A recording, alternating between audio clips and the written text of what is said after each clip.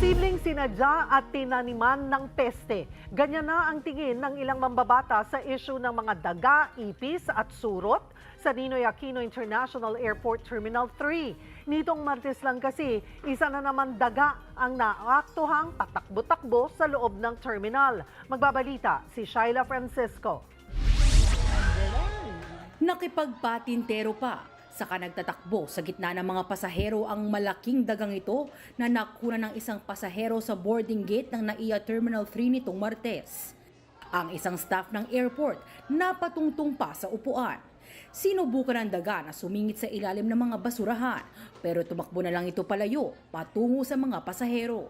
Nitong March 1 unang nakakita ng daga ang isang pasahero sa boarding gate din ng Terminal 3. Kamakailan lang din ang mamerwisyo ang mga surot sa mga pasahero sa NAIA. Ang ilang mamabatas naghihinala na tuloy. Napaka-unusual lang ho kasi, no? Dahil una, surot, tapos ngayon, daga na naman.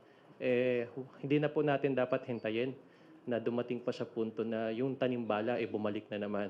Posible po ba na maging destabilization to laban sa present government? Posible po.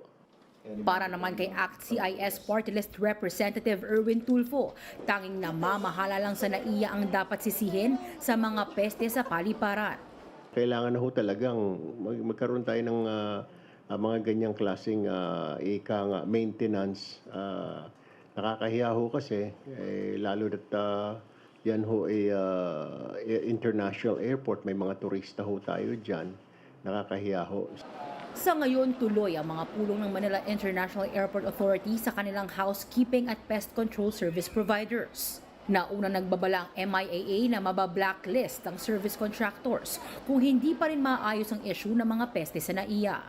Para sa 1PH, Shaila Francisco, News 5.